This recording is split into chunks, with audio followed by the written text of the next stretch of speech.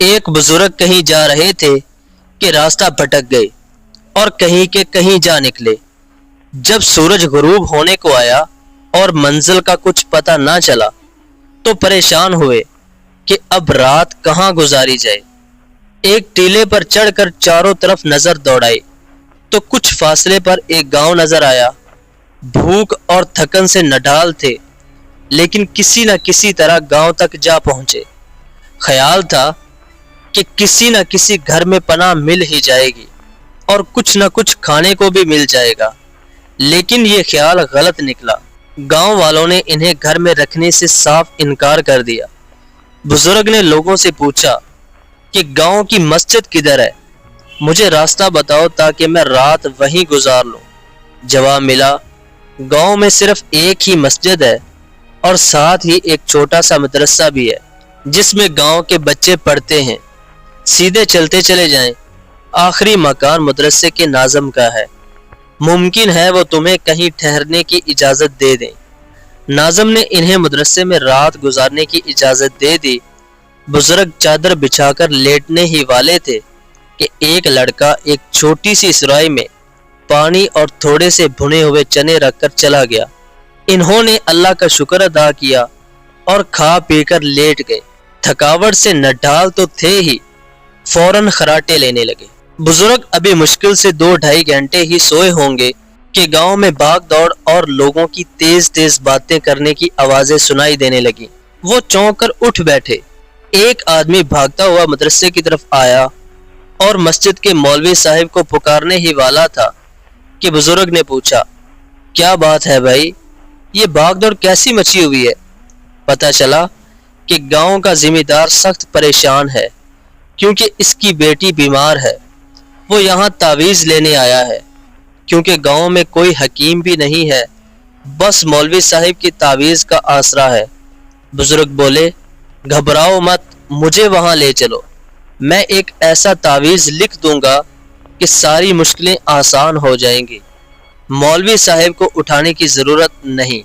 اس آدمی نے فوراً بزرگ کا ہاتھ پکڑا اور لے جا کر ذمہ دار کے سامنے کھڑا کر دیا۔ وہ انہیں حیرت سے دیکھنے لگا۔ بزرگ نے کہا، گھبرانے کی ضرورت نہیں ہے، اللہ پر بھروسہ رکھو، میں ایک تعویذ دیتا ہوں، اسے بیٹی کے دائیں بازو پر باندھ دیجئے، آپ لوگوں کی ساری پریشانیاں دور ہو جائیں گی۔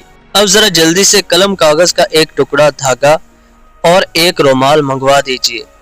زمیندار نے اشارہ کیا اور فوراً یہ سب چیزیں مہیا کر دی گئیں۔ بزرگ نے دیے کی روشنی میں کاغذ پر جلدی جلدی کچھ لکھا، پھر طے کیا اور دھاگے سے اچھی طرح باندھ دیا۔ پھر اشارہ کیا کہ اسے لڑکی کے دائیں بازو پر باندھ دیا جائے۔ چنانچہ ایسا ہی کیا گیا۔ اب خدا جانے یہ تعویذ کا کرشمہ تھا یا لوگوں کی دعاؤں کا اثر کہ تعویذ کے باندھنے کی تھوڑی ہی دیر بعد دورے کی کیفیت دور ہو گئی۔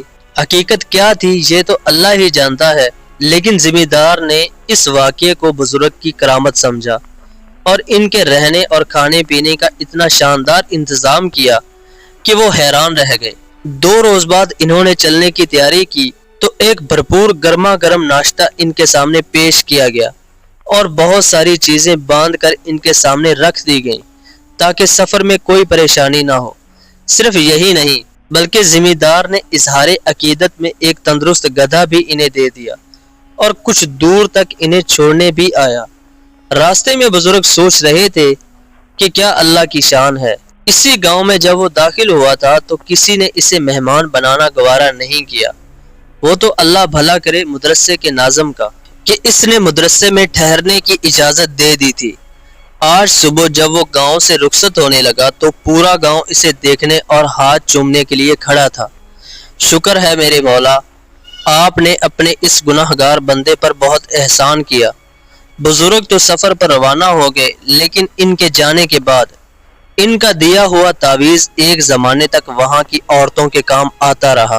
ایک دن زمیندار کی بیوی کو خیال آیا کہ تعویذ کو کھول کر دیکھنا چاہیے کہ آخر اس میں لکھا ہوا کیا ہے۔ وہ اس گاؤں کی واحد پڑھی لکھی عورت تھی۔ چنانچہ زمیندار کے سامنے اسے کھولا تو اندر سے جو کاغذ نکلا اس پر لکھا ہوا تھا، یا رب العالمین، اگر آپ اس بچی کی تکلیف کو دور کر دیں تو تو آپ کی بڑی مہربانی ہوگی۔ ممکن ہے اسی بہانے میرے رہنے اور کھانے پینے کا کچھ انتظام ہو جائے۔ بس اس سے زیادہ لکھنا بے ادبی ہے، آگے جو آپ کی مرضی۔ بہرحال صبح اٹھ کر تو میں اس منحوس گاؤں سے چلا ہی جاؤں گا۔ ذمہ دار اور اس کی بیوی اس تعویذ کو پڑھ کر دیر تک ہنستے رہے۔